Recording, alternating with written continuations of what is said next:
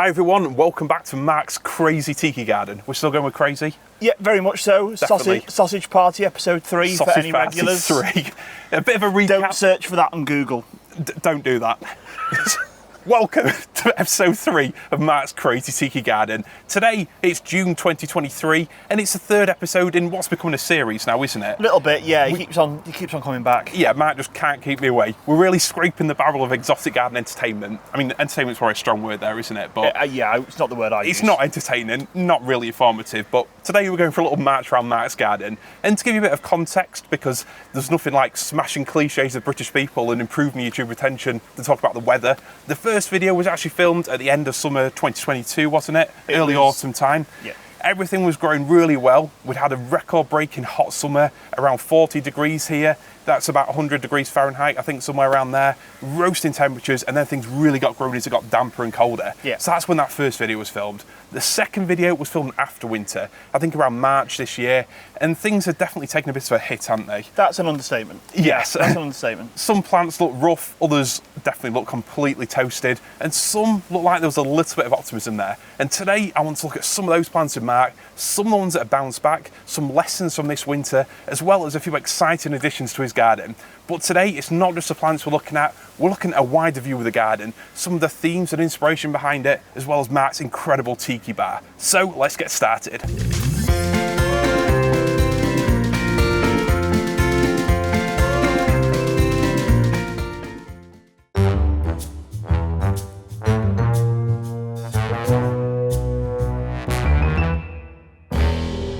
So we're starting off then on this roasting June day with a look at the arid bed. Arid bed. Here we go. So now completely uncovered, open to the elements, lovely and warm, not a huge amount of rain, but when there is rain, it's free draining and it's warm enough that it's not such cold weather. It's sitting in the crowns, killing everything off. I've got some basalt to go on top of this. Yeah, so it's definitely a work in progress, this one. Oh, 100%. As it always is, yeah, but 100%. Things are developing. Things are developing, and again, you can see that all these things have really made it through winter relatively unscathed. I can see what you're going for with this long term, and I'm pleased that most of the big specimens have survived. I know a few of your sort of cacti looked a bit rough after the cold, but... Yeah, I think that they are a plant which I bought 2 of. One looked absolutely toast. That one may be salvageable, but I wouldn't buy them again. No. Yeah, they were, as an afterthought, probably a waste of money. But again, so I guess you live and learn. The planting is still adventurous, but you've settled on the more hardy plants. So we've got, that's Agave avatifolia there in the corner. Avatifolia. Which is one of the best agaves to grow in the UK, tolerant of freezes. We had -7, didn't we, this winter, which is about 20 degrees Fahrenheit. Yeah, tried to plant it on an angle to allow free drainage, and as you can see, it's a really free draining mix. Yeah. Media Pictoralba, again, in a really free draining mix, tried to plant on a bit of an angle, and hopefully things should survive.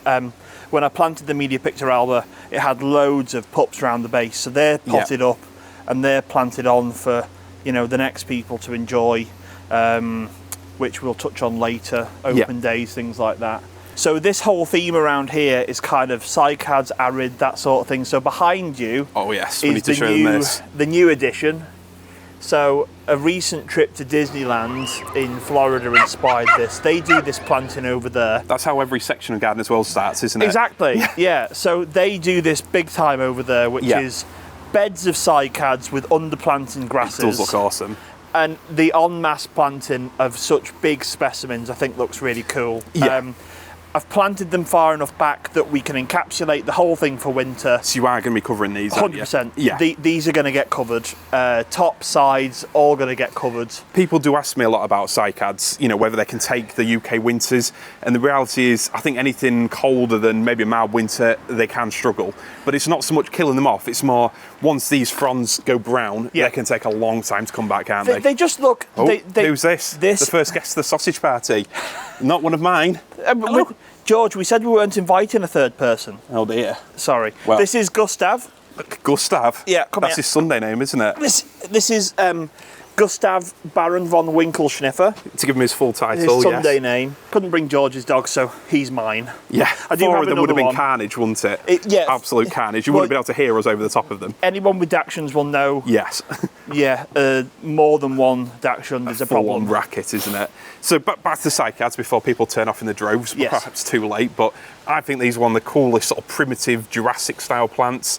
And at this size, they really do look stunning, don't they? And that's it. They are a Jurassic plant. And so, yes, in winter, they can get damage to the fronds. You can have browning to them. They can get spotted. They don't look fantastic. The best way to get them to reflush is a high nitrogen feed. Yeah. And then what is described as monsoon type rain to the crown. That's it, yeah. And some of these guys over here that have been chopped back, they're already starting to look like they're going to go. That's my understanding too. I've had a few people message me saying that theirs look like yours over there. Yeah. Quite sort of browned. And I've given the same advice. Try to recreate that monsoon condition, flood them with water, loads of nutrients, and that'll perk them up and hopefully But these have lived for millions of years. Yeah. And they've lived through worse than what our summers and winters throw at them. Yeah. And again, but it is one of the things that I provide more care for, and I will provide more care to these guys. As we touched on before, though, they've lasted millions of years, but maybe not in a slightly sheltered No, maybe part not of in North Lincolnshire. exactly.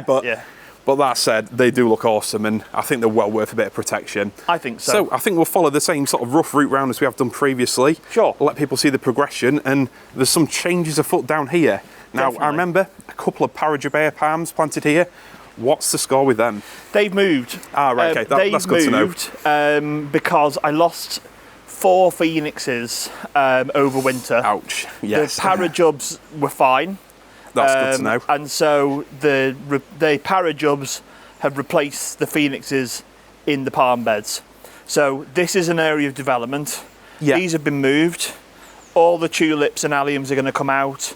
We're going to raise the height of the soil, and then we're going to plant something up in here.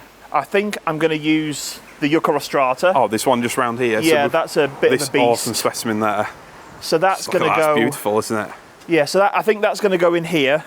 You've got the Berinda blue bamboo on the back, and I think I'm going to put plants in here with shades of blue. So I'm thinking of vatifolias, chalk stick plants for, out for summer, maybe some agave, succulent type plants. So it can be a bit of a display for the summer, and then a lot of it can go inside for the winter. And did I hear you correctly before we started filming that there's a free Berinda paparifera division to the first 50 people who come? No, they're such a hard plant to get hold of, aren't they? But, well, you can see why. I hope they get more readily available soon, let's say. It would be lovely if they did, and this is a plant that I got 5 years ago. Yeah. It's been in there, it's very slow growing. It's not developed much since I bought it. It's certainly my favourite bamboo, and I won't be readily giving it away in anytime soon. So something I want to touch on here, a bit of optimism but also a bit of a warning. This is where you first started your tropical garden, isn't it? Yes. And you started with the bamboo, so clumping bamboo, Berinda, fantastic choice. Yes. Then we've got some hardier shrubs, so your Fatsia there. We've got Trachycarpus palms, we've got Crocosmia, we've got Basjoo there, or Basjoonia, how you pronounce it. Yeah. These are the basic plants that a lot of people start with, readily available in garden centres. So actually this front bit here, this is an add-on. Right, so this was all block paved, and this was a window. We put the bifolds in, and this whole area here was my introduction to tropical gardening. And when did you start this bed here? I started this bed 6 years ago. There we go. So by optimism, I mean, look what you can create in just over 5 years. It really is incredible how well the Fatsias especially have sized up.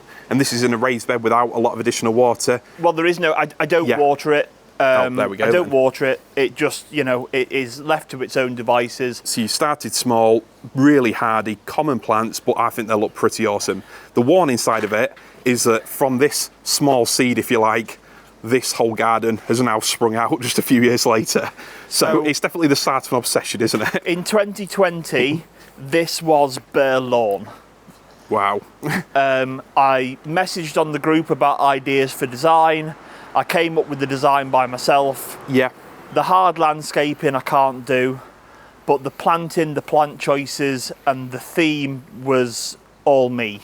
You've done an amazing job. It's a labour of love, But I'll tell you what, let's look around. I don't think we've looked around this corner before, have we? Or certainly not recently, anyway. So again, this is where you'll see where it started, and I don't consider myself a zone pusher at all. I've touched on that before.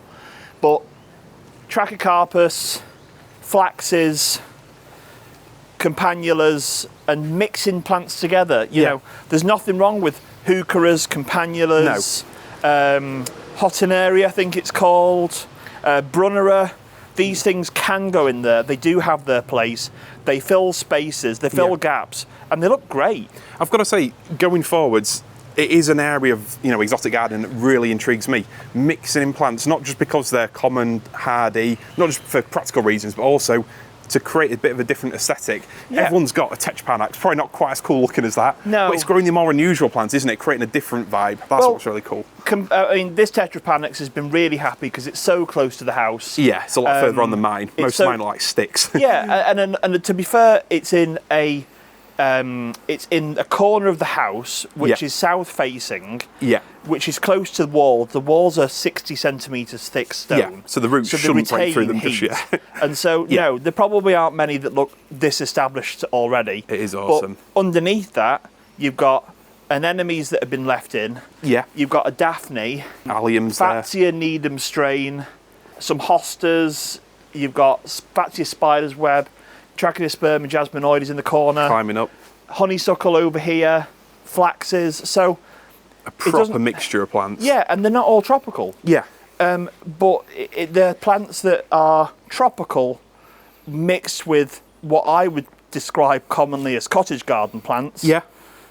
And again, you can't have every plant being a specimen plant. No. This is a plant that I actually bought with you. We did a dual buy a few years ago. Oh, yes. Yeah. I think we bought them for 20 quid each. And it went in as a tiddler. And that's grown as well as that. That is awesome. This is it from a plant that came, I think, online. Was it Pan Global, maybe? I'm pretty sure it was. Something like that, yeah. Yeah, when they weren't that common. So this is... It's really grown well, hasn't it? What's it called? Fingers job. Green Fingers is one of the more commercially available ones, but there's also Needham's form, isn't there? Yeah. Fatsia polycarpa is the Latin name, isn't it? Exactly, yeah. But I really like the mix you got going on, and I've got to say, I like the complementary planting just as much as the exotics. If you just had a Tetrapanax there, it's it's a cool plant, but it's the sort of weaving around the climbers, the phormiums, and all the other accessory plants that really bring it alive. And a good example of where there is a lot of trial and error with this stuff. Yeah. There's a cotinus in here. Yeah. That purple thing that's trying to grow desperately. Oh, one of the smoke bushes. The smoke bushes. Yeah. It's not done a thing. No. Because it's overpowered. There's too much in there. Yeah. And perhaps it's been pruned by your little garden helpers. That will happen. Yes. Yeah. And again, in here, there are plants that have died back. It's redeveloped. It's part of the garden that I need to do something about. Even the heucheras in there, they look awesome, don't they? All the flowers on them. Yeah. And actually, speaking of flowers, I think there's something you want to show us around here. So this is your traditional hanging basket, isn't it? Yes. Chuck a few bedding plants in, quite high maintenance, only last for a few months, take a lot of water. Yes. Show us some alternatives. So over here, I've got a Agave. So that's Americana variegata, isn't it? Which has been planted in that. It's been planted in there for 4 years. So it's just a pup that you've experimented with, haven't you? Correct. And that's gone in there, sat there, and it's never come in. It's never been touched. It's just done its own thing. And it's still alive. And it might look a bit bedraggled, but it's okay. But a more readily available and cheaper alternative is this cool little sedum here. Yeah, sedum lime zinger. Part of the Sunsparkler, or is it Wildfire series? Or I think it's no idea. I've started experimenting with these. Actually, it was one of my viewers that left a comment saying, try these out, really colourful. I've got a load of them around my fire pit area, which the video will be released later this month. Putting pressure on myself there, but it's going to happen. But I think they're really cool little plants and very useful for hanging baskets, aren't they? Drought tolerant, easy to look after. And I don't think it's something that you'd necessarily see in a hanging basket, and more so because there's so much to think about. Do I have to think about that? No, just I don't. Leave it's it to fine. it. The hotter, the better. Yeah. Speaking of which, let's come round and we can't not talk about these guys here, can we? Yeah, I haven't got a name for them yet. I think one of them's going to have to be called George. Thank you very much. I've got to say, I know you had them made specially, but is the likeness purely a coincidence with yourself, or did you actually ask? Yeah, look at that face. There we go. they do look pretty awesome, I've got to say. Yeah, so I got a guy, I do have a bit of a Tiki thing, which you know, yes. a few of you asked about. A bit of a Tiki thing. Yeah, a lot of a Tiki thing. Yeah. So a few people have asked about that, so we are going to go inside the Tiki hut in a bit. Which is pretty incredible. But these are your traditional Easter Island heads. Yeah. And they've got the traditional bit on top. Bit on top, is it like a hat or? I don't know I think it's called a curry, maybe. Yeah. Someone on the group did comment on it, saying that they thought it was great because it had the traditional bit. I can't remember the name of it. I'm sorry. Well, I'll call it a hat out of ignorance. Hat is good, yeah. I've got to say, I'm pleased you didn't go for recreating that sort of Will Ferrell mop you got on the go, because it would take a lot of coir to recreate. It would take a lot. They're made from one piece of sweet chestnut. Sweet chestnut is one of the hardest woods, isn't it, in terms of something actually outside, so those are going to last a long time. They probably weigh between 300 and 400 kilos each, so wow. They were a bit of a nightmare to move, but move them we did, and I think they look pretty good. They do indeed. Let's wait no more and head into the actual real garden. Yeah. So if we do a quick Tiki tour. Tiki tour. So this is our barbecue pizza sitting outside area. Wow. I mean, today it's 17 degrees, quite sunny. We've had a cool few weeks, but being out here, it feels about 10 degrees warmer, doesn't it? It looks so pretty relaxing. Good. So I've got the Strelitzia Nicolai in pots. Yeah. They are inside my cool greenhouse all year. Yeah. And they come out for summer, lift them out in pots, feed them well, water them well. They're happy. They've got new leaves unfurling, so the bird of paradise plants, and you can keep them in a greenhouse without any additional heat, even this winter. Correct. And then looking down there, the old chicken manure pellets, a favourite of mine. You're giving them a high nitrogen boost to start the season off, and they're really going to start pushing those leaves out, aren't they? They do need a top dressing. My father-in-law decided to put some sawdust on there, not sure why. It could have been my 4-year-old, I'm not too sure. Right, okay. I've got to say, just before we nip in there, just to build up the suspense a little bit more, the smell of the honey, well, it's just an amazing plant, isn't it? Euphorbia Parajubaea, John Phillips.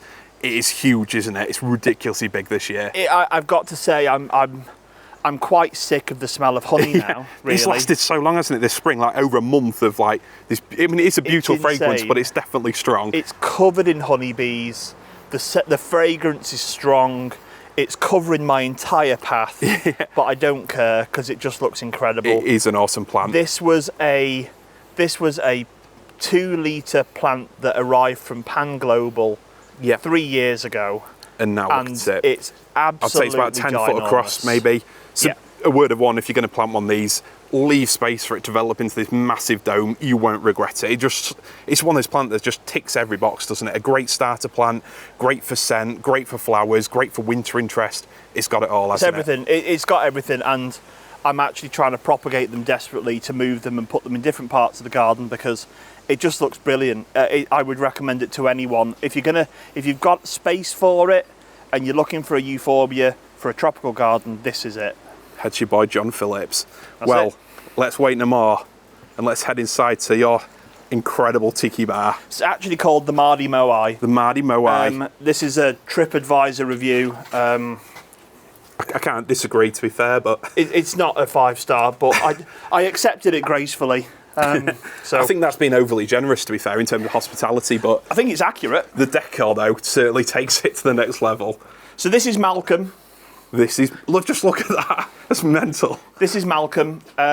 Malcolm is a working fireplace. Yeah. He's a 10-foot tall Easter Island head. You just say that like it's perfectly normal. It's ridiculously big. With seashell conch eyes.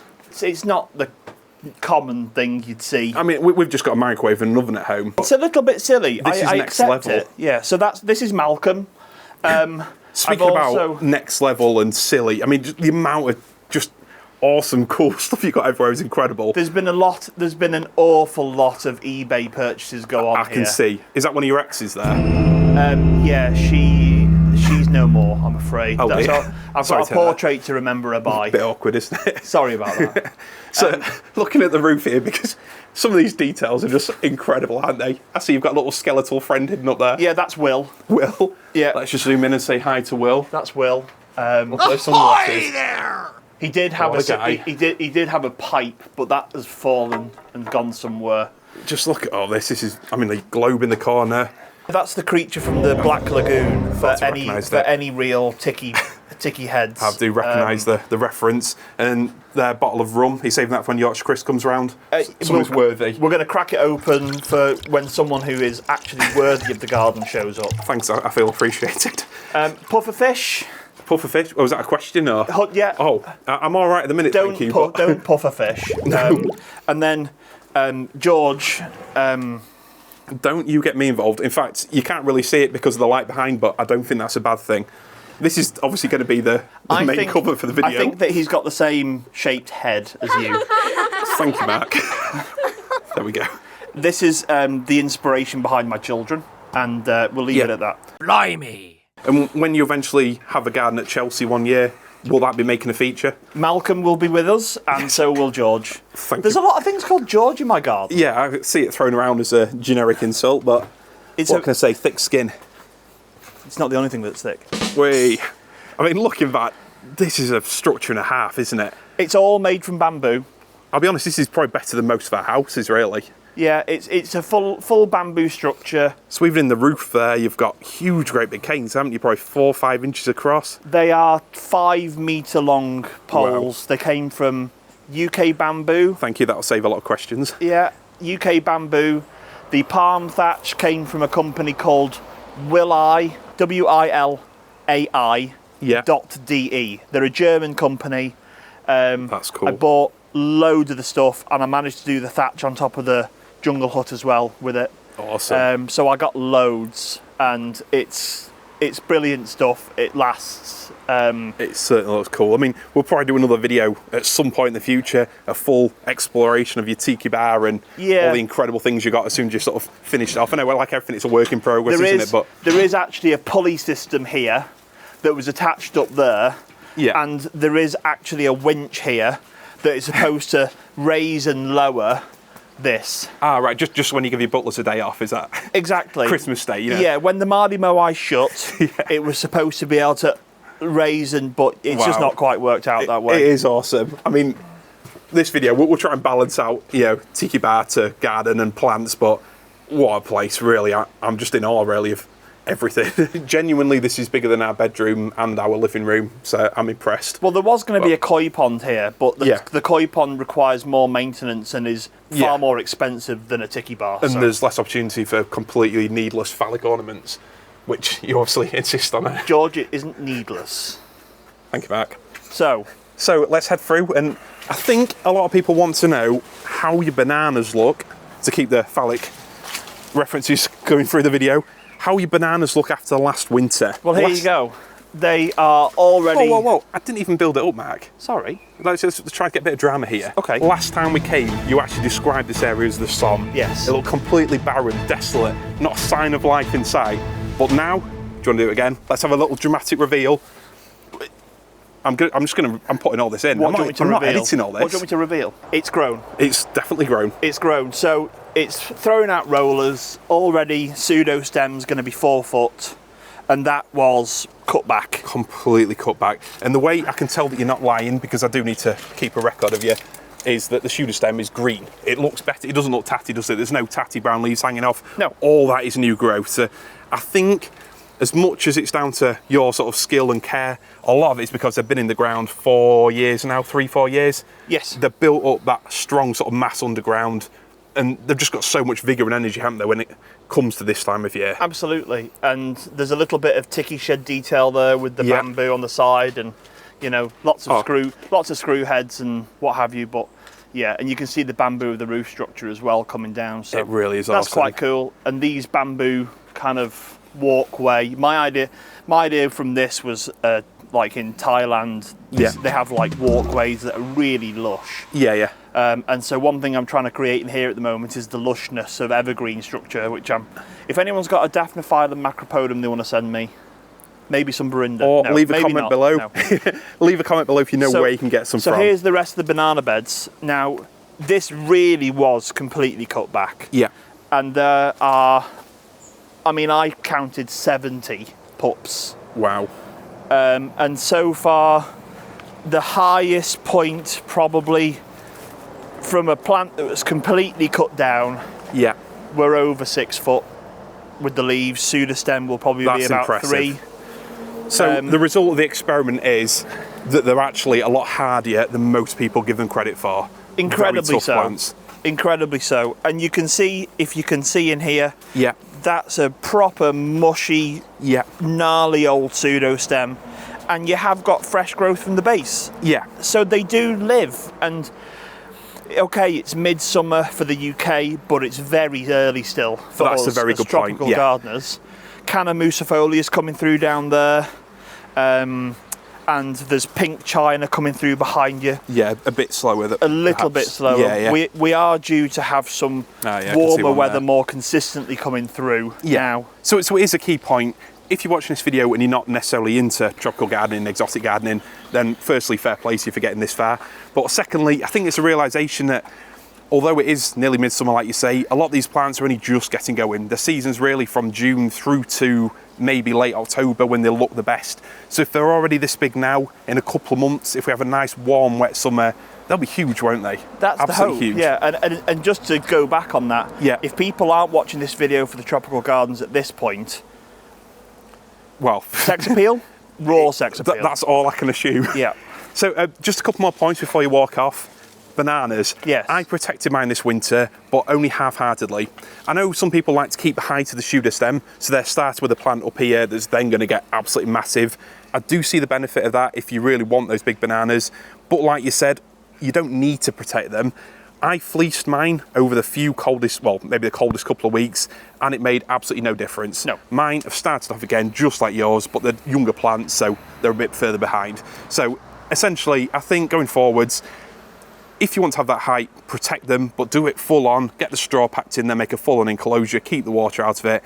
And if you're not worried, then don't worry, just leave them. And this is what you end up with. I would argue that there will be some people who have attempted to or properly Yeah, protected their bananas, Musa basjoo, yeah, who they are either at the same stage or maybe not quite as developed as these. yeah, well, yeah, I'm a good example of that. You were actually mentioning before we started filming about splitting these up, potentially chopping some of them back, a bit of an experiment. So I saw an Instagram post of a guy in America who was saying that to try, last year he let them all develop as clumps Yeah, and he only got them to 6 or 7 feet.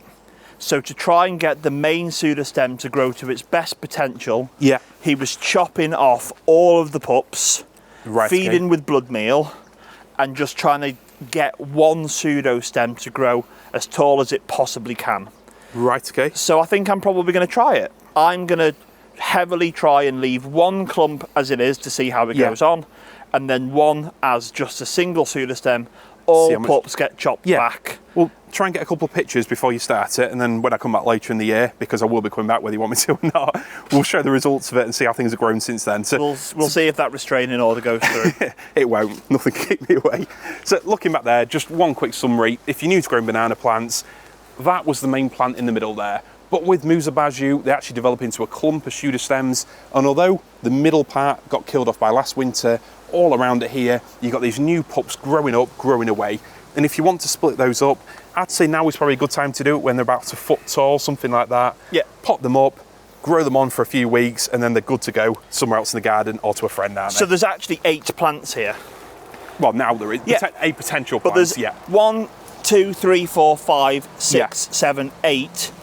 This one, and possibly this one Yeah, could be separated, in my opinion. yeah, yeah. The other ones, also, Just in need my a bit opinion, longer. need longer. Yeah, no, that's fair enough. So let's head further around then and see some more of the huge jungly and grass-like plants you got in here. So, the probably easier to see over here, the Tetrapanax has died to this point, Well, it looks better than mine, I gotta say. and it's re-sprouted from here. Now, this is an example of a completely unprotected, Yeah. unsheltered, unmolested variant Yeah, of the I'm one pleased next you to the didn't house. molest it. Yeah. Sorry. This is an example of just what they can be like. Now, Yeah. they still come back. I have taken, you can see there's a couple down here that I've pulled out. Yeah, I've currently got 40 suckers that I'm trying to bring on round the corner. Wow. In my wife's garden. I've got to say a couple of my smaller ones, I mean, one of them was definitely dead. It looked crispy and brown like that. one of them that was probably about a metre tall. It doesn't look great, but I know there's pups that are, come out of the ground. Yours is obviously just big enough that it could take the cold. Yeah. Plus you've got this unusual microclimate here, haven't you? In your sheltered part of North Lincolnshire. It's so surrounded. Yeah. It's underneath a great big sycamore. Yeah.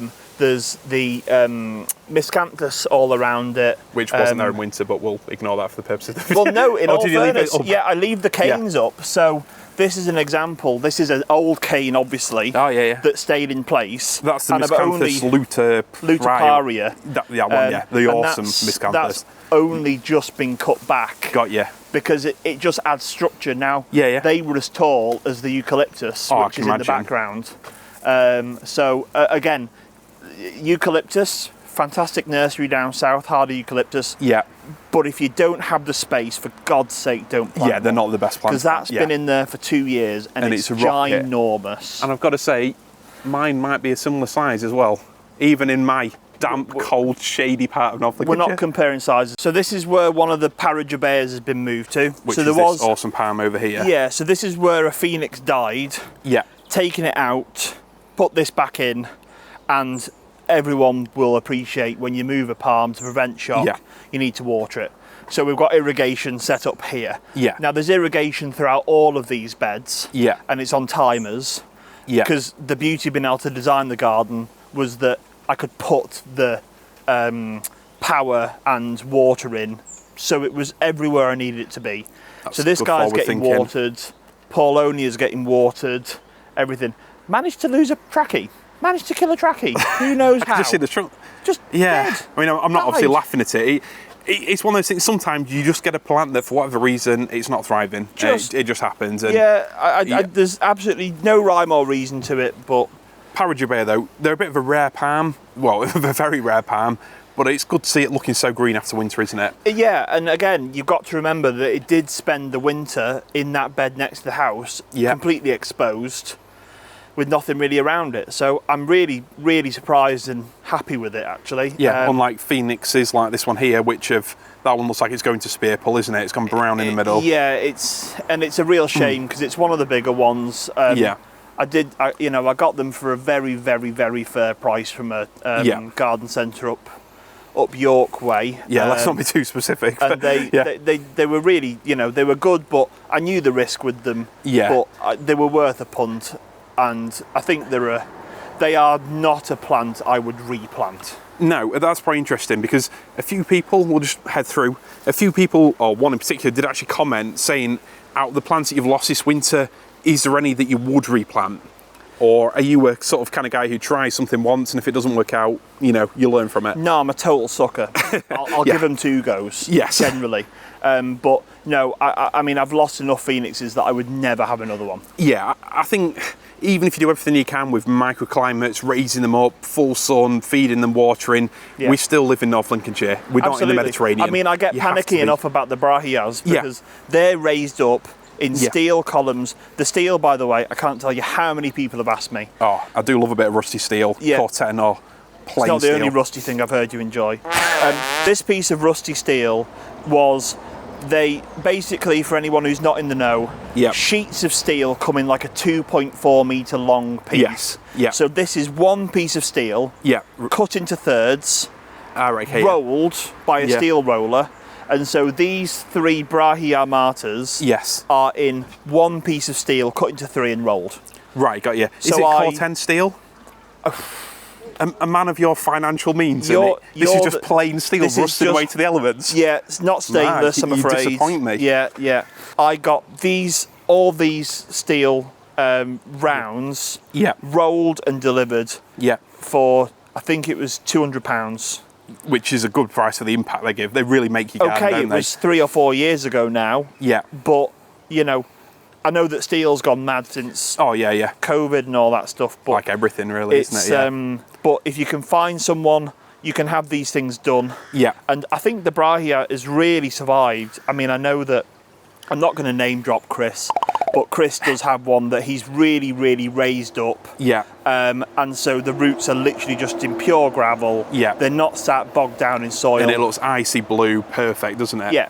And this one, believe it or not, This one doesn't look bad, does it? It looks good to me. This one looks way better than the one behind. Yeah. It has gone brown. And previously, that one has always been my happier one. So it's a bit of a shock to the system, really. But my wife keeps on asking me to cut the brown leaves off. I probably will, but you know. Well, while I'm pointing this way, Mark, there's something we need to address. Yes. What happened to that beautiful green water feature that was here? The beautiful green water feature. Yeah, it was such a lovely, luminous, vivid green. What have you done to it? My 4-year-old son is trying to make it green because he put some chicken pellets in it the other day. It's had a lovely clean, and it's had some anti-algae added to it, and this is, again, a little steel ball, marble in the middle, and this is an Aqua Globe that I saw on Love Your Garden. Well, it looks very clean, very pristine, but it has removed one of my running jokes. I mean, I might just put in a load of clips of the green one anyway, just to wind just you put up, some colour, put some green colourant in it. I think you're definitely overestimating my editing abilities in time, but yeah, we'll see what we can do. If I wake up tomorrow and it's turned green, I know who to tell the police. I've definitely done something to it. Yeah. So, on a less jokey level, when it comes to palms, there's a lot of people out there, they've got the Trachycarpus, they want something more unusual. Yeah. Do you appreciate this smooth segue into genuine palm information? If you want something that's a little bit more, you know, exclusive than a Trachycarpus, I think you've got some of the options here. Which ones would you recommend? Which ones have you had success with? And which would you potentially stay away from? I would completely stay away from Phoenix palms. Yeah. I would stay away from Phoenix palms. Here in the north of England, that is, yeah. Yeah. I would stay away from Livingstonia. Yeah. And personally, having lost 2 or 3 of them, I would completely stay away from Washingtonia robusta. Yes, definitely. Anyone who says they're hardy either has a microclimate or they've been lucky. And that's... Yes. And I might get hate for it, but that is the fact. I'm completely with you. A lot of people said to me about, are you going to try one? There's quite a few palms that we just don't have enough heat for. No. Here in the North of England, we're a cool island. You know, as much as we had 1 or 2 hot days last year, it was a record-breaking summer. We're still cool. We don't have many weeks over sort of 25 degrees, do we? There's a very regular question on the groups. People go to the shops and they buy a 4-pack of Washingtonia that they try and split. Yeah, kill. They're great for a year. Yeah. And then winter comes, they all die. And if you genuinely look at them as summer bedding, perfect. Yeah. If you're willing to spend 20 quid on a palm tree from Tesco's for 20 quid, for 4, and accept that it dies over winter, great. But it long term, if it doesn't die, you've been lucky. Let's face it, you could have 10 years of mild winters and it will grow really well, and then one winter's going to come, it's going to be too cold, or too cold for it, and it's just too big to protect, isn't it? Absolutely. I had a pretty decent chunky one that I bought, and I thought, great, this will be brilliant. Lovely palm, always wanted one. And it wasn't even a harsh winter, and it died. I lost one in my conservatory. Really? I think it was just too humid. They need the airflow, don't they? They need a lot. So when it comes to actual palms you'd recommend, I mean, we've got one of my favourites there at the back, the Jubaea. Yeah. I know a couple of people have lost them, but they saw really ridiculous temperatures. We're talking -12, -13. That's really unlucky. Yeah. I mean, I would have a field of Jubaeas if I could. They're amazing plants. All of my big palms are at the back here. Yeah. This has tripled in size. This was a small one at the front. So that's a Butia Parajubaea, isn't it? Yeah, another feather palm. And it's grown really well. And everything in front of it was supposed to be small enough to allow everything behind it to grow. Yeah. And yet everything in front has kind of grown really well as well. Everything's grown well. That's what you complain about everything growing too well. Yeah. So it's really hard to get those. You see those perfect perennial borders. Oh yeah. RHS Harlow car. Yeah, like they start off 6 inches and they go up to 12 at the back. And everything's just the right height. Perfectly manicured. Together. 12 full-time gardeners. You know. So that's really hard to achieve. And this blank space here, I've got some Cardiocrinum giganteums here, which are the really amazing, huge crinums. Yeah. They've gone in. They might flower this year. They might flower next year. I'm not sure. Yeah, I think they might need to be a bit bigger, but I might be wrong. I think you're probably very right. I think if you've had similar temperatures to us this winter, so around -6, -7, this shows what you can get. Yes. So the shamrops or camrops or chemops, whatever you want to call it, that's absolutely fine. Butia has come through. Mine is a bit more exposed and it's browned off. It's actually spear pulled, but I think the plant will make it. Yeah. Jubaea is perfect. If you saw -10, then potentially I'd give the Butia a miss and I'd go with the Jubaea, the chamois, and then the Trachycarpus. Yeah. And if you saw less than -10 this winter, I think I would probably give all of these a bit of a miss, and I'd maybe just stick with the Trachycarpus and really go big on the theme. That's what I'd do. And a perfect example is you can do everything right and you can still lose them. Yeah. So it's not an exact science. There's a Trachycarpus, I believe, Nova here as well. It's got the long petioles, yeah. And then there's also the compact volcanos. Yeah. And so you can really mix it up a bit. Shamrocks, but yeah, we'll gloss over that. It's just a technicality back, isn't it? But you can really mix it up with some cool things. But as we see here, this bit, you've got Trachycarpus there, there's a flowering trachy at the back. If you just stick to Trachycarpus, and if you have the guts to actually get a few of them, plant a group, I think they look as cool as any palm you could want, really, especially in a cold climate. For an evergreen structure of plants that very rarely brown or look bad, you can't really go wrong. And there are some people, me included, who like different palm trees, have experimented over the years. Got that collector gene, Yeah, there's Rhaphidoff Hystrix, another one tried, died a death.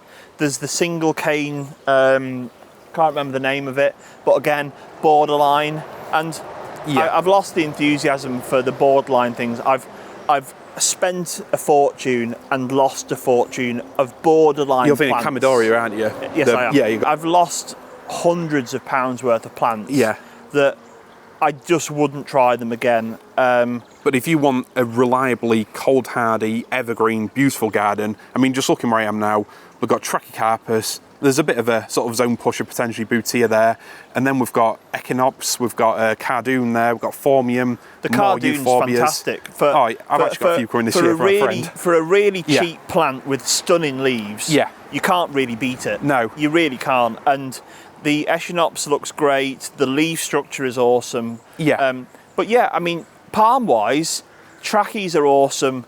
If you live Lincolnshire North, Butias are touch and go. Or central in the country as well, somewhere that sees a lot of cold. Stick with Jubs, stick with Trackies, and if you can raise them up and give them really, really free draining soil, give Brahias a go. They look awesome. The blue is something that you don't get in many other plants. I would probably say they're a little bit more temperamental, ideally raised up, good drainage, full sun, good airflow. I mean, you can't, I think you'd be mad to try it without. On from palms, because let's face it, people are turning off in the droves now. We've got a select few people left. Who can blame them? I know, I certainly can. Let's have a look at some of the more unusual shrubs and quite common ground covers you've got growing here. So this is the shady part of your garden, isn't it? The walking stick is back. That's Paul. That's Paul, is it? Yeah, not called George, Paul. this one. No, not George, no. But maybe George, Paul, get a Ringo, Beatles. No, okay, fine. So I'm just going to leave that joke in. There's no cutting this video. Okay. What is this? This is Petasites japonica variegata. It's massive. Those are easily bigger than your face. Which is hard, but still, they are. Yeah, I'm sorry, it's weak banter, but I'm trying to hold the camera at the same time. They've covered the rhododendron. They've covered all my heart's tongue ferns. All your beautifully, carefully chosen, lovely sort of shade-loving plants. Completely they're getting shade, aren't they? Completely covered. Shuttlecock ferns have come through. Yep, so's this bramble. That's very Chelsea of you, that. Thank you very much. Yeah, I like you've got going on. I like to go for the natural look. Yeah, you've certainly got it going, both down there and up there as well. Yes, but the Brassioopsis mitis walking stick, that's come through, which everyone had their doubts. I never had doubts. I certainly had doubts. In the last video, that was just a spiny stick. It actually looked more like a dead bramble than a beautiful exotic. It's come back, and not just come back, it's actually grown incredibly well, hasn't it? This is the thing, is it's in the right place. Yeah. It's shaded, it's sheltered, it's in where it should be, and I know I go on about it, but it's where it should be. All those, I mean, just look at the beautiful dappled light, all those green leaves is the perfect spot for a lot of these plants, isn't it? And not just all these shrubs, Fatsias, but also the tree ferns. So, I mean, they've come back, not a surprise, is it? We all suspected they would. You showed us a crown. Would you recommend planting one of these in full sun in an exposed garden? Absolutely not. Do you think that the success of your tree ferns is because of the trees covering them? It's because it's where they're supposed to grow. Yeah. And that is it. And if you're going to have a singular tree fern in an exposed sunny area, you're going to have to do an awful lot of upkeep. I know I go on about it, but it's right plant, right place, right plant, right place, right plant, right place. I know I go on about it, but it's right plant, right place. It's right plant, right place. It's right plant, right place. It's right plant, right place. It's right plant, right place. And Yeah. these plants look, okay, an awful lot of people might look at this and say, he's not maintaining these plants. They look a mess. There's old fronds on there. Yeah. But this is what they're supposed to look like. I mean, look up there. You've got sycamore. You've got weeds in Yes. it. You've got sycamore seedlings. But it looks cool. Yeah. But it's how it's supposed to be. And I mean, for God's sake, it's how it would be I've got to say, in the natural habitat. I've chopped some of the old fronds off mine this year. I don't usually do it because they'd all gone like this. So essentially, they're that lightweight. They're not actually opening the crown. I needed to tidy up, but I haven't really got the space that you've got to actually. So if I was gonna open these up, Yeah. I would only open them up now. Yeah. And Oh this yeah, is- yeah. Once this the is new a ones have perfect- started coming This through. is a perfect example. Yeah. People cut them off. They narrow the crown. Yeah. That is now ready to come off. Yeah. Well, That- hopefully. that's ready. Yeah. Yeah. But that's ready to come off. It's completely open. It's pulled down. It's Yeah. ready to be exposed. It's ready to take off. Yeah. And look, these are literally pulling straight off. That's the stage at which naturally we're at, in the natural environment, Yeah. something would fall on it and it would take it off. Yeah. There's no one walking around the rainforests of Tasmania trimming tree ferns that I know of. No. Maybe there is. There probably is. So, but people get a little bit too excited about feeding, about the fronds, when in reality, it's the watering and it's growing them in the right place. It is. It's Yeah. growing them in the right And place. on that note, if you just want to open that bit of paper, Mark, Oh God, what we got on here? one of your musical heroes, Taylor Swift's here. your girl Oh. Tay, appears to be, well, not just suggesting, but advocating cutting down trees and letting the sun come through to the tree ferns. That did- is purely irresponsible, Well, isn't it? first of all, I didn't know she'd been in my garden. If she'd been in my garden in 2018, I'm sorry I missed you, Taylor. I mean, it does actually say at the bottom there, if a tree falls in the forest and no one is around to Instagram it, does it make a sound? I mean, let's face That's it, another- it's that's very another video, perceptive. George. It's very witty, she's got social media skills as well as the songs, but that tree hasn't fallen. Look at that, Mark. Her wittiness could potentially land her a spot with the Sausage Party 4. Taylor, the invite is open. Well, no, actually, I'd take that back. There's no invite, Mark. After that kind of irresponsible garden advertising, she's not welcome here. No, not at all. Haters gonna hate, but she's definitely more of an anti-hero, isn't she? Oh yes. That's the worst joke of this. I'm not going to respond to that.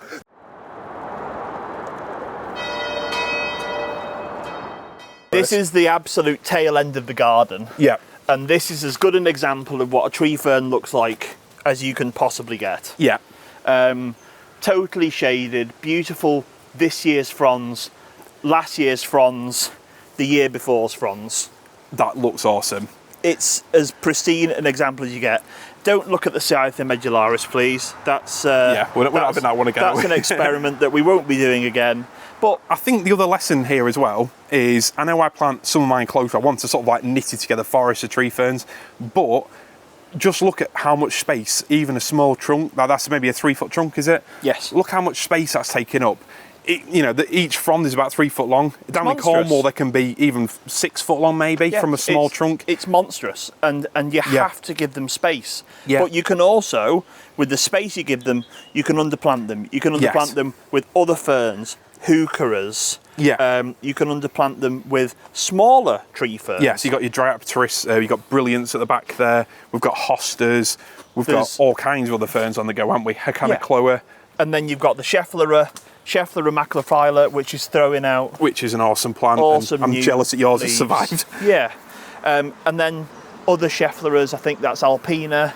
I'm not sure, but yeah, we'll say it is. Me either. Yeah. But then Metapanax as well has come through. Which Metapanax is that one there? Delvaye, I think. Yeah. I probably said that completely wrong. I think it's Delavae, but you were close enough, so we'll leave it in.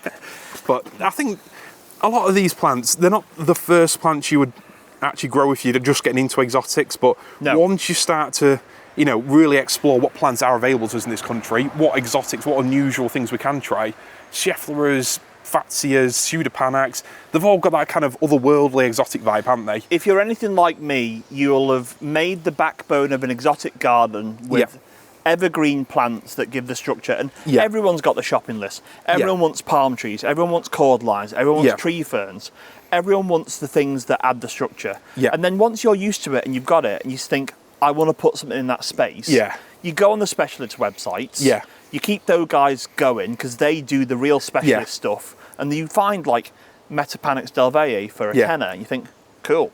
I've got to say, one of my top places to go, I mean, I've been there once in 2019, I want to go again, but I bought online is Pan Global Plants. I know we both bought from there. Yeah. Cheeky little plug, I mean, without finding the video, probably 2 people watching now. I just like going through different categories, whether it's trees, herbaceous, grasses, and just seeing some of the cool plants they've got. And you get to appreciate someone who's literally been into plants their whole life, what they choose to stock at their nursery. Yeah. And there's some real beauties there, things you just won't come across on Facebook or the forums.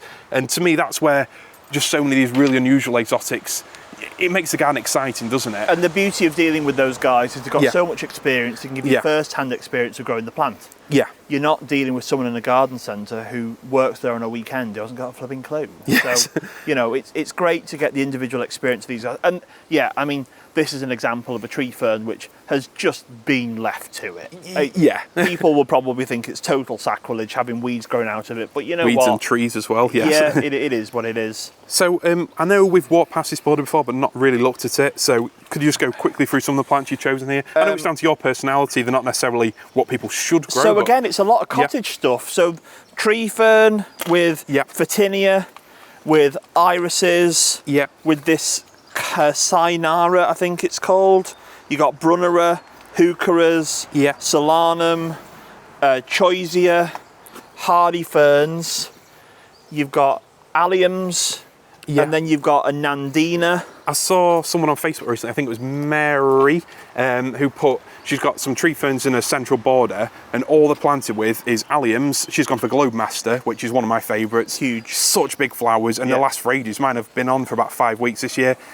She's just gone for Allium Globe Master, similar to the alliums you've got over there, and then Stipa tenuissima, the Mexican ponytails grass, and it just looks cool. Just having that sort of, you know, experimental, try something different, but also keeping it basic. Stick to the greens, and it really shows off the flowers, doesn't it? When you've been doing it for long enough, you try and move away from the, I'll go here and I'll buy one plant, to you get a selection of plants. And with the cycad bed as an example, you have cycad and then underplanting. Definitely, and that's the kind of thing you see at the great big gardens, and the impact is phenomenal. Round here, let's be honest, it's a collection of plants.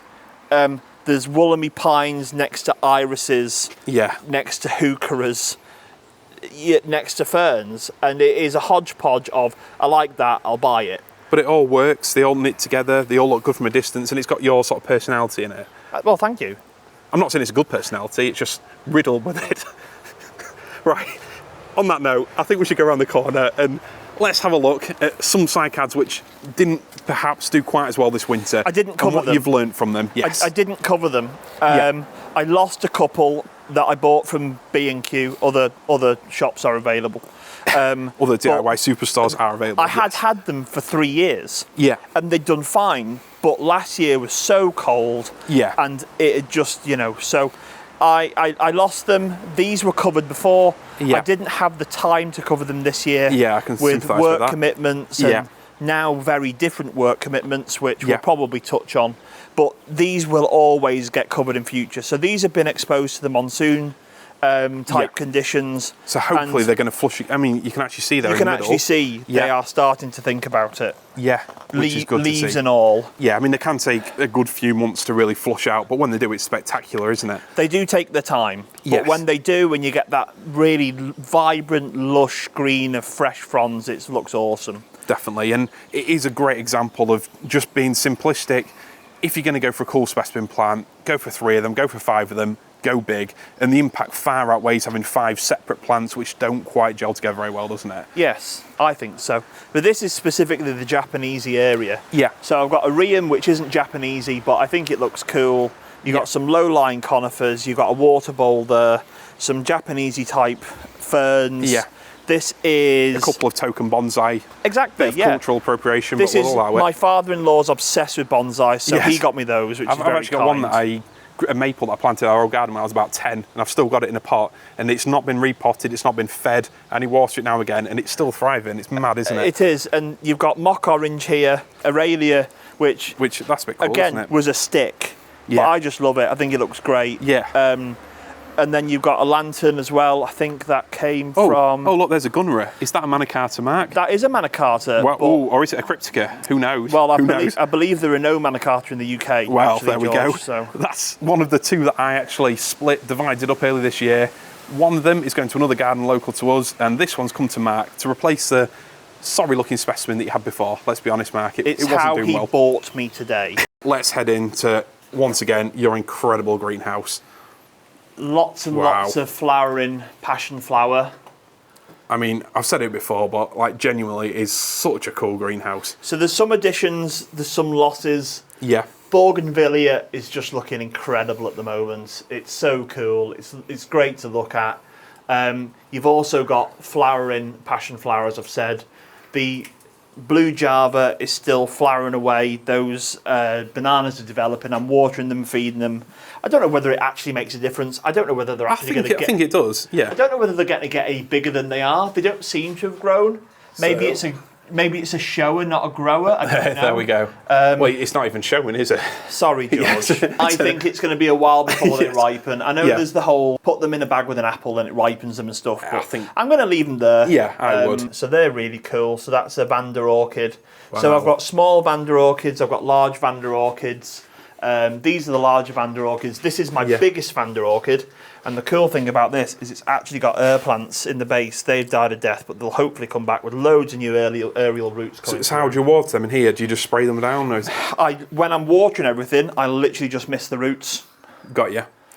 My experience here is that everything that would live in the sub part of North America, i.e. Florida area, does fine. So this is what we touched on before. You've experimented with a lot of genuinely tropical plants, and it's a bit of a struggle, isn't it, in winter and in summer? So everything in here, since you've been, I've started to water regularly. Yeah. It gets a foliar feed, and the big, really thirsty stuff has been fed with chicken pellets. So the bananas have been fed, bougainvillea has been fed, and the passion flower has been fed. Everything else has just been foliar feeds. So I know another one of my YouTube friends, Craig over at Grow Paradise, he's a big fan of the Bromeliads. Yeah. But you've got some new varieties here, haven't you? Yeah, we've got some Achemia Cantini black variants. They're not full black, but they are variants of. They just look so cool. It's genuinely like a sort of avatar, sort of rainforest, isn't it? They're crazy. Alcantara imperialis. These are the biggest ones that I'm aware of, but there are some smaller specimens for sale. I actually found them. I search for them all the time, but I don't know when George is going to put his video out, and I don't know whether they'll still be available. The next week. For the 1 or 2 people that are still watching this, well, maybe one now. They're on Desert to Jungle. Rob Goods has got a couple. So, I bought a couple. Yeah. I know some people have snapped them up because I get loads of messages about these. I get messages about the Blue Java. I get messages about the Alcantara. The rare things, but they're very rarely available, but they currently are. So if you've got a giant tropical atrium like this, a huge greenhouse or a really bright, warm conservatory, and you want something that literally few other people in the country have. That's cool. That is very cool indeed. And let's just have a quick look up this end then. You said some plants have sown themselves around. The asparagus fern Yeah. has actually started to grow in the canopy. So it's obviously exploded its seeds everywhere. Got some over there. It's now up here, it's up there, and it's actually managed to land in that pot of an old dead Hoya. I've just left it. Because, you know, why not? The Monstera is growing up.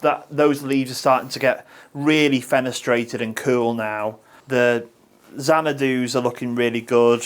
I've got a Solanum Quinto S, which I did get seeds from last year, which I'm trying to grow and failing miserably. But hopefully that's going to get really big and spiny and gnarly. And I'm a big Thai cookery fan, so I've got a what's it called? The Thai limes, anyway. So I've got these, and I just come in here and pinch a few bits, and that's a bit cool. Yeah. And I've got to say, the one plant that holds it all together, it's got to be the Spanish moss, hasn't it? Yeah. So the Spanish moss just seems to love it in here. I have to come in and occasionally take bits out. It's held up by wire. They really don't like the wire. Right. So every so often I have to come in, rip bits out. It's dead, but it grows back just as quick for it. I mean, most of my time spent ripping up dandelions and nettles, so there's worse problems to have, isn't there? This is all grown. Probably 4 or 5 years ago, I bought a clump of it because I liked it, and it's all grown from that. So, you know, it just goes to show having a bit of patience does make a big difference with these things. And again, the blue Java, which is now, you know, which is a this banana huge here. pseudostem, and pups, they all came from the same one. So having the patience and giving it time makes a huge difference. But that really is cool. It's certainly a bit nuts in here. Oh, definitely. But everything that's in here is the trial and error over years. Yeah. And I very rarely add to it, to be fair. I tend to make divisions and split things. Yeah. I very rarely make additions because I'm just so... I've had so many things that have died that I now have a mix of I know what lives. And so if anyone wants to do the same, and, you know, I had to research the soil mix. Yeah. No one else is doing this stuff. No. So the soil is a mix of composted bark, perlite, coir, and regular topsoil. So it needs to be free draining, really but free still draining. got a reasonable amount of organic matter in it. Because that's about a metre deep, but below that is just regular garden soil. Got you. So it is still connected. Yes. I mean, what I will say is, if this is the first of my videos you're watching, well, firstly, the general standard is usually significantly higher than this. Sorry, Mark. That's okay. Actually, no, it's not. This is probably one of the best. But we've been around this greenhouse twice before, and you've talked about the different things you do in winter, how you water it in summer, but potentially, if enough people are interested, let me know in the comments below. We'll do a feature video just on your greenhouse, how to grow a tropical greenhouse in the UK, because I genuinely think you've pushed the boundaries here in a way that not a lot of other people have. If there's enough, if there's enough psychotic people willing to do it, then I'd be happy to do a video that means that you don't necessarily waste as much money as I have. Because it has really, because the only other people that I could find that were really doing this were Kew Gardens and ginormous places, and I asked them for information, and you know, some of them gave me advice to companies who mix the soil for them, and they were doing them in minimum quantities of 20 tons. I mean, it's madness. Couldn't afford a greenhouse big enough for that. This is someone's old extension. Oh yeah, I remember you saying. And they were taking it down, and it was kind of like, they stuck it on eBay, and the woman was like, oh, you're going to put it in your house? I was like, no, I'm going to turn it into a greenhouse. And she was like, you're nuts. And I was like, I'm well aware. I mean, just to round the video off with a couple of questions, because I did put this on my Facebook and over on YouTube.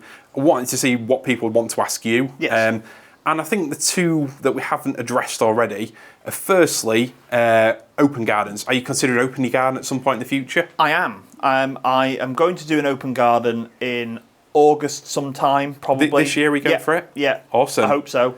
We're on holiday, and then we're back, and then if I can tidy it up and I can get it looking the way I want to, then I'll probably do a pop-up through the National Garden Scheme. Awesome. Well, let me know about that, and I'll put up my Facebook page. Sure. If you keep following my Facebook and my YouTube, then I'll put a link to that. I think it'll be awesome. Probably have 3 people turn up, but you'll be welcome. People. You can have tea.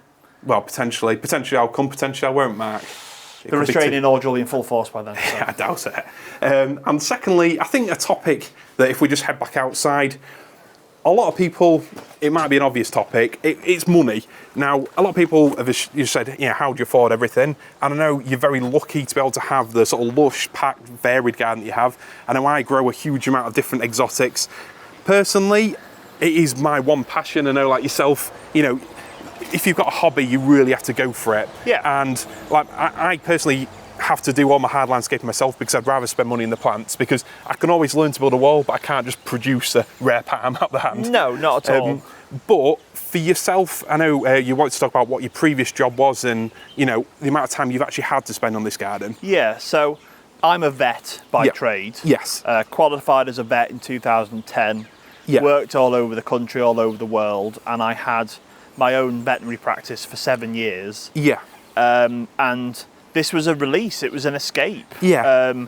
It was a way of, I worked so many flipping hours and nights and weekends and bank holidays that I didn't get to do much else other than my garden. So a way of coping with stress was to design it, buy plants, plant plants, and maintain it in the time that I had. And so, curating the garden, coming up with the design was all of my own doing. I cannot do hard landscaping. No. Not only I can, but I'll have to go. Not only can I not do it, I didn't have the time for it either. Yeah. So the hard landscaping, electrics has all not been done by myself, but Yeah. the plant choices, plant design and planting is all personal. I just know it's one of those sort of elephants in the room. You go to these gardens and you think, to what extent is it, realistic? What extent is it aspirational?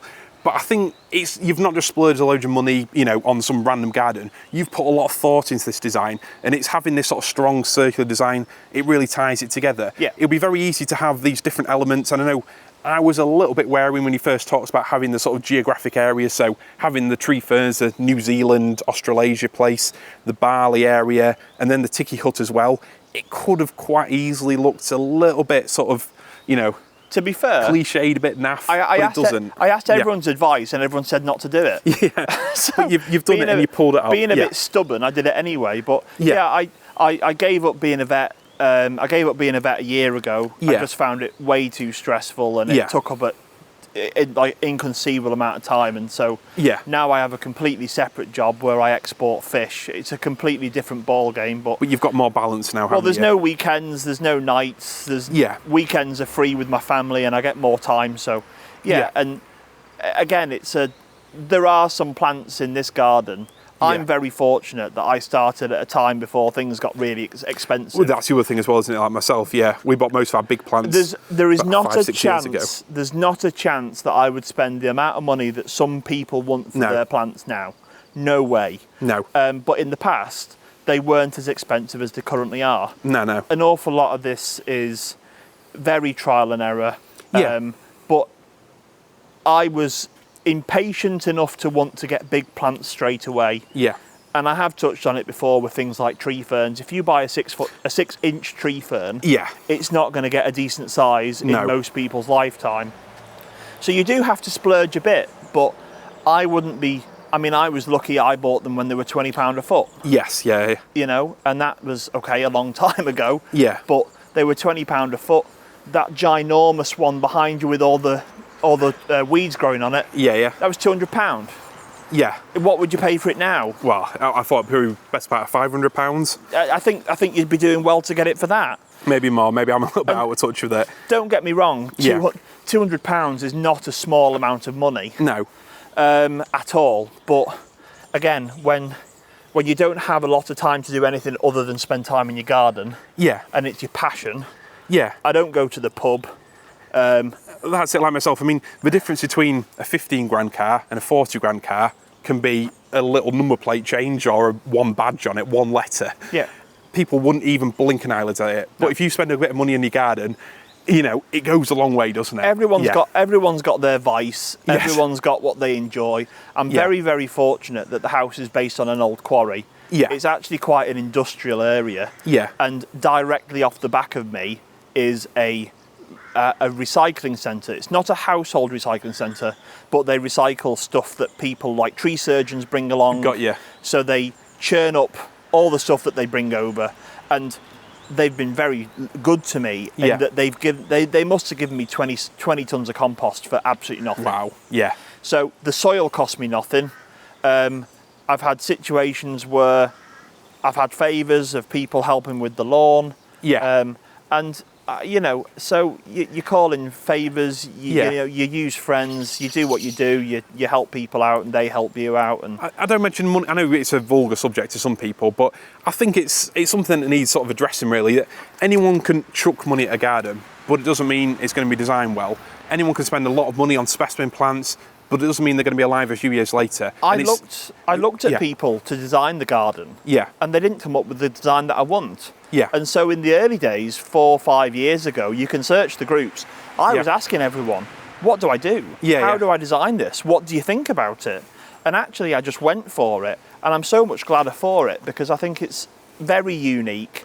And if you have the space, and I understand not everyone has this amount of space, but if you can go with a strong design theme, Yeah.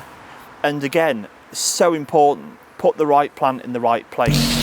So if I had to sum up 3 things, regardless of budget, regardless of space, I would say having a strong design is absolutely crucial. Think about the whole garden, don't just do a bit, then move on to another bit. Generally have a strong design theme. Secondly, I would say, like you've mentioned several times in this video and the previous, right plant, right place. If you've got a shady garden, Don't try to grow a load of sun-loving plants that really need good drainage. Choose shade-tolerant plants that not just survive, but actually thrive in the conditions. And I think thirdly, a lot has to be said about basing the garden, like you've said previously, on those really hardy evergreen exotics. If you've got that structure, then you've got something to look at all year, and then you can really get experimental with the spaces, can't you? Absolutely. And I think the difficult thing as well with it just being such a dynamic thing, you know, we're dealing with nature here, we're trying to manipulate nature. You get the situations with the trachy. You just get plants that die. Yeah. And so it's understandable that people have situations where they don't want to spend the money on a plant because it might die. Yeah. And you can mitigate those risks by buying plants that are hardy and not zone pushing. Yeah, yeah. But sometimes things just happen. So it's not an exact science. No. But, you know, certainly using the advice of people on the group, seeing what they have in their gardens, seeing what does well, is always a good shout. And with reference to putting plants together, that was my final question about spacing a plant. Spacing plants, it's just for me, it's total guesswork. Yeah. I put a plant where I think it will work, and I can't underestimate how little use that is to anyone. But personally, I would say 2 top tips, practical tips. Firstly, if you're in a garden centre, you're looking at a plant, bit of an impulse buy, we've all been there and we will be again. Google it on your phone, see what it looks like when it's mature. And that way you'll get an idea of how big, you know, that euphorbia, which came in a 2-litre tiny little pot, you'll get an idea of that it's going to be a huge, you know, 10-foot dome in just a few years. And secondly, think about what that plant's going to be like in 5 to 10 years' time, because like it or not, most plants are going to survive, aren't they? They will keep growing. Yeah. And it's important to have an idea of whether it's going to be a lower growing plant like ferns, or whether it's going to be pushing through and creating its own canopy. And I think if you do those 2 things, if you've got an idea of what the plant's actually going to grow into, and you actually think ahead and how that fits around your garden, I think that's probably the best things I can say on a general level for creating a garden that meshes together nicely. Where you want to put it is also, you know, so I probably would move those irises. Yeah. They're not the colour that I'm going for. I go for lots of purples. Yeah. They're very, very tall. They cover up the trunk of the tree fern. Yeah. I probably would think about moving them, but you know, you then have to think about what you're going to replace it with. Yeah. And I think that they look awesome. The leaves are certainly very tropical. Oh, the flowers definitely. look They're very great. lush, aren't they? Yeah. And so sometimes you do, and this is a very difficult thing, especially for the newbies. Yeah. You do have to give them years. Oh, You have to give them years to see how they're going to turn out. This garden 3 years ago, that euphorbia was tiny. Yeah. I mean, there's a yucca gloriosa in that bush. Oh, yeah. Just hidden under that There's a bottom yucca corner gloriosa. There's a cordyline torbay dazzler on the right-hand side. Yeah. It's completely engulfed. Yeah. Because I didn't realise how big it was going to get, but it looks so good, I can't cut it back. So I guess it's really, don't be afraid of making mistakes. If you put a good bit of thought into your main structural plants, you can experiment with perennials, with flowers, with grasses, with annuals, plants like Persicaria to fill the gaps. You can easily move them around. Don't be afraid of planting something and moving it later. Yeah. Majority of plants move very easily. And I think it's just one of the things, like with anything, a garden, you're not a Chelsea, it's not a static display. It's something that's going to evolve, change, not just over the course of one season, but over the years, hopefully. And I'm excited to see just what this amazing garden turns into as we go forward. So, got to say, thank you very much, Mark, for your time as always. Really is appreciated. Thank you for the quality banter running through this video. Yeah, don't come back, George. I shan't be. And hopefully one day soon, Chris will be here to put together a more professional looking video, do you reckon? I'm still waiting for the call, but, you know, one can only hope. The red carpet's rolled up, the rum's ready. What more could he possibly want? I agree, you know, but, I mean, if he thinks his video will go anything like these have, I understand. Well, there we go. Cheers, Mark. We'll see you soon. Cheers, George. Right plant, right place. I want to put something in that space. Right plant, right place. I want to put something in that space. I want to put something in that space. I know I go on about it, but it's right plant, right place.